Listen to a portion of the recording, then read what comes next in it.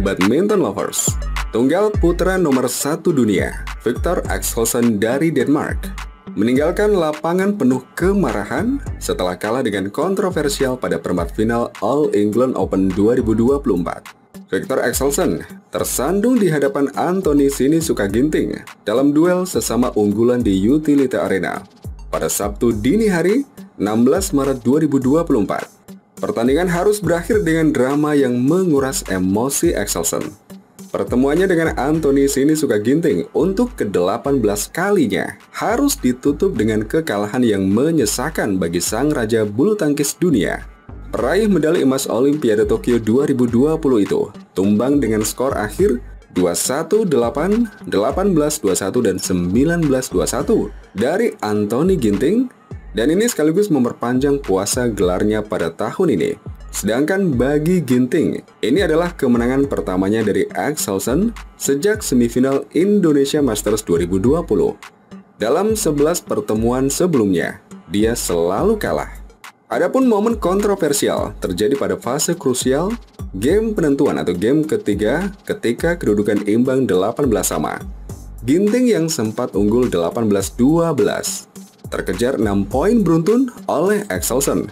Pada rally berikutnya, netting dari Axelsen yang bergulir tipis di net disambar langsung secara cepat oleh Ginting.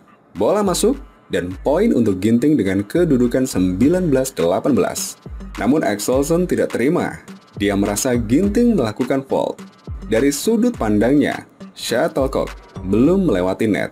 Sedangkan dari pandangan Ginting, shuttlecock sudah berada di areanya dan berhak untuk disambar. Wasit Fabio Beto asal Italia sendiri tidak menilai adanya pelanggaran atau fault dari Ginting. Poin ke-19 jatuh duluan ke wakil merah putih. Axelsen spontan berteriak dan membuat gestur tak terima dengan tangannya sembari melihat ke bangku pelatihnya. Kemarahan Axelsen masih terlihat setelah laga.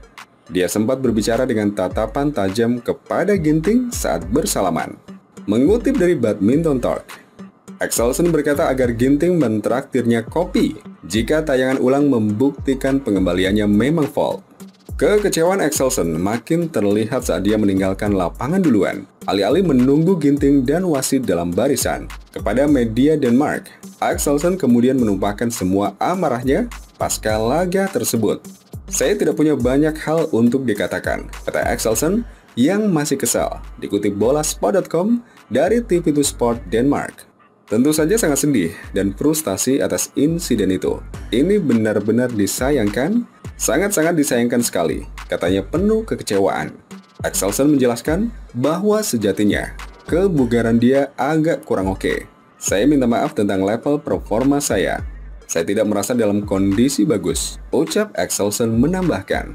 "Namun, saya punya peluang untuk menang dan tentu saja saya sangat menyesalkan atas kejadian di akhir. Entahlah, kalau misalnya tadi itu bukan fault, itu benar-benar gila. Berarti saya yang buta. Mungkin saya harus ke Louis Nelson atau toko kacamata di Denmark," sindir Axelsen.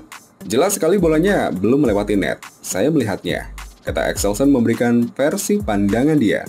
"Tapi ya sudahlah, begitulah permainan. Kadang ada yang tidak sesuai dengan harapan kita. Dan hari ini itu tidak sesuai dengan saya. Tentu disayangkan itu terjadi di kedudukan 18 sama." Ironi bagi Axelsen karena kekalahan tersebut membuat dia kembali harus menahan gelar juara pada awal 2024. Sampai bulan ketiga tahun kompetisi baru, dia masih belum juga naik podium tertinggi. Axelsen baru akan kembali bertanding saat kejuaraan Eropa pada bulan depan. Sementara bagi Anthony Ginting, kemenangannya atas pemain nomor wahid tersebut membuat dia mengukir sejarah pribadi dengan pencapaian terbaik selama kiprahnya mengikuti All England Open. Ginting juga menjadi tunggal putra Indonesia pertama dalam 15 tahun terakhir yang berhasil melangkah ke semifinal All England Open. Pemain asal Cimahi itu mengikuti jejak seniornya, yaitu Taufik Hidayat yang terakhir kali melakukannya pada edisi 2009. Dan kebahagiaan tim bulu tangkis Indonesia di sektor tunggal putra bertambah lagi setelah pemain lainnya, yakni Jonathan Christie, juga melenggang ke babak semifinal menghadapi pemain China Si Yuki. Jojo mendapat keuntungan setelah sang lawan, yang baru saja menjuarai French Open 2024, memilih mundur saat kedudukan tertinggal 21-12 pada game pertama.